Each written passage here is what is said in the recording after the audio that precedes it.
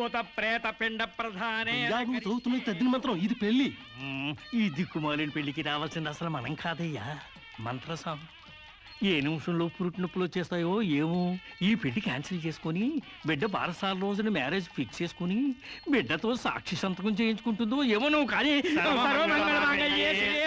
సోఫాలో పెళ్ళేంటి విడ్డూరం కాకపోతేను. ఒకసారి శోభన మంచం ఎక్కాక సోఫాలో కట్టుకుంటేంటి, స్టోర్ రూమ్ లో కట్టుకుంటేంటి. అయినా నా వరకు నాకు ఈ పద్ధతి బాగా నచ్చిందమ్మా. కోరుకున్న కుర్రాళ్ళు విషయం ఉందో వీక్నెస్ ఉందో తెలుసుకుని కట్టుకుంటుంది మరే. లేకపోతే తీరా చేసుకున్నాక తాళిగట్టినోడు తడిగుడ్డగాడైతే గాడిపోయిలా ఆరిపోవు. అమ్మా, ఈ డేటింగ్ పెళ్లి ఉందని నాకు ముందు తెలియదు. తెలిస్తే నేను కూడా ఇలాగే చేసుకునేదాన్ని.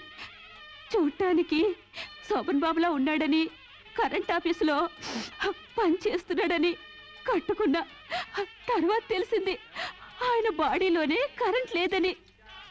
నా కాలం కలిసి వచ్చి హార్స్ పవర్ ఉండే మగాన్ని కట్టుకున్నాను గాని లేకపోతే గోడలు దూకాల్సి వచ్చుండేది. చదివిన తూతులు చాలు కానీ వాళ్ళ చేత పీపీ ఎనిమిచ్చి పుష్టి కట్టించే పప్పును తినేయచ్చు.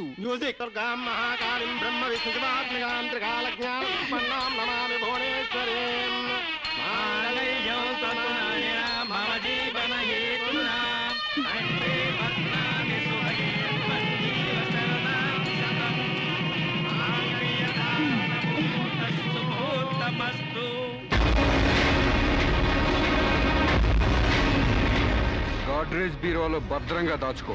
ఏంటిది? నువ్వు నాకు నచ్చలా, అందుకే తాళిబొట్టు కట్టట్లేదు. ముహూర్తం టైంలో జోకులేంటి? Useless fellow. ఇంకొకసారి యూజ్లెస్ ఫెలో అన్నావంటే చెప్పుతో కొడతా.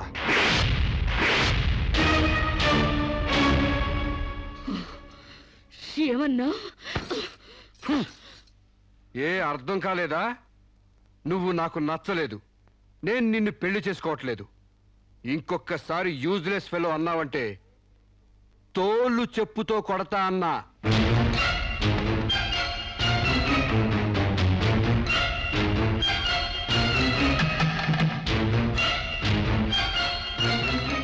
ఆగు బాబా, ఏమైంది? మీ చెల్లెలు నాకు నచ్చలేదండి, ఈ పెళ్లి క్యాన్సిల్. ఏమిటి పెళ్లి క్యాన్సిలా? అవును, ఇష్టపడి డేటింగ్ పెట్టుకున్నావు. ఆ డేటింగ్ లో నేను పాస్ అయ్యాను, మీ చెల్లెలు ఫెయిల్ అయింది. నా ఫ్యాంట్లో ఉన్నవి వంకర కాళ్ళ మంచి కాళ్ళ, నాకు మగతనం ఉందా లేదా అని ఎక్స్రేలు చేసి మరీ పరీక్ష పెట్టింది. దాంట్లో నేను పాస్ అయ్యాను. నాకు పొద్దున్నే లేచి ఎక్సర్సైజ్ అంటూ ఒంగుళ్ళు దూకుళ్ళు చేసే పెళ్ళాం అక్కర్లేదు. తెల్లారగట్టే తలంటుకుని పొలానికి వెళ్లే పెళ్ళాం కావాలి. ఒళ్ళంతా కనిపించేలాగా బొట్టు కింద అరగజో, బొట్టు పైకి అరడుగు పీలికలు వేసుకునే పెళ్ళాం అక్కర్లేదు. ఆడదని తెలిసేలా 6 గజాల చీర కట్టుకునే ఆడది కావాలి. అట్టాగే నా కాబోయే భార్య సీతలాగా ఉండాలని కోరుకున్నాను. కానీ పెళ్లికి ముందే లాడ్జింగ్ సర్వీసులా నీ చెల్లెలు నాతో కడుపు చేయించుకుంది. కాబట్టి నీ చెల్లెలు ఫెయిల్ అయింది. అందుకే మీ చెల్లెలు నేను పెళ్లి చేసుకోవట్లేదు. తాళి కట్టకుండా మండపం నుంచి బయటికి వెళ్దామని. నువ్వు నా పంచం మీద అంచు కూడా పీకలేవు. సాంబశివరావు, డేటింగ్ లో పాస్ అయ్యాను ఫెయిల్ అయ్యానని నీ దారి నువ్వు చూసుకుంటే ఈ కడపకు బాధ్యులు ఎవరు? ఇత్తనం నాడితే మొక్క మొలుస్తుందని ముందు మీకు తెలియదా? ఒళ్ళు కొవ్వెక్కి కడుపు చేయించుకోవడం మీ ఆడబడుచు తప్పు గాని నా మగతనం తప్పు కాదు. సాంబయ్య, నన్ను మోసం చేయడానికి నీకు ఎంత ధైర్యంరా?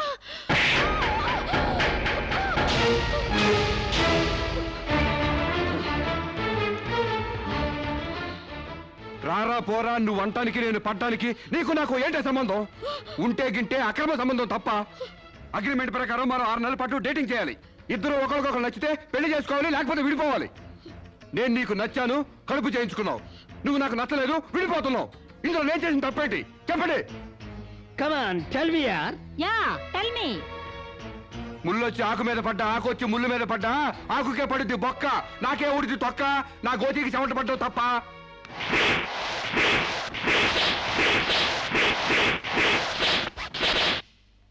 నాన్నా, సీన్ అర్థమైంది? అర్థమైంది. అయితే టాటా చెప్పొచ్చాయి. సారీ యార్, take it easy, don't feel uneasy. All the best, bye bye, see you. Dating అని చీర చింపేసాడేటి. ఒళ్ళు కొవ్వెక్కిన ఎవరు కాకపోతే డేటింగ్ కాపురం ఏంటే? దాని ప్రవర్తనకి ఇలాగే జరుగుతుందని నాకు ముందే తెలిసే. దాని అవ్వారం చూసి పువ్వు చూపించి చేతిలో ఆకులు పెట్టే రకం అనుకున్నాను కానీ మా నోడు నోట్లో అరటిపండు ఎట్టి అమ్మని చేసేసాడా. పాపం వాడుకొని కడుపు చేసి వదిలేస్తే ఎంతైనా అన్యాయం కదటే. అన్యాయం ఆకులు కట్ట. పెళ్లికి ముందే పడకెక్కితే కడుపు రాక కలరా వస్తుందా? నేను ముందే అనుకున్నాను డేటింగ్ గీటింగ్ అంటే మొదటిగా మోసం వస్తుందని. నేను చెప్తే ఎవరైనా వింటే కదా. డేటింగ్ అన్న రోజునే ఓ పిల్లాడికి డేట్ ఆఫ్ బర్త్ కన్ఫర్మ్ అయిందని నాకెప్పుడో తెలుసు. మేము కాస్తంత లావెక్కితే వెనకాల జిల్లాలు డిక్కీలు అని గోల పెట్టి స్లిమ్ గ్లామరు అంటూ ఎక్సర్సైజులు చేయించావు. మరి నీ ముందు కొండ పర్రంత పొట్ట పెంచుకున్నావు. దాన్నేం చేస్తావు? మేము ఈ శరీరాలతో బయటకెళ్తే ఎవరు ఏమీ అనరు. నువ్వు ఆ పొట్ట పెట్టుకుని బయటకెళ్తే ఎవరితో తిరిగి ఎవరు నవ్వుతారు. మీరెన్ని సంవత్సరాలు ఎక్సర్సైజులు చేసినా మీ ఊర శరీరాలు రవ్వంత కూడా తగ్గవు. నేను డాక్టర్ దగ్గరికి వెళ్ళి కట్టలు పడేస్తే కట్ చేసి పారేస్తారు.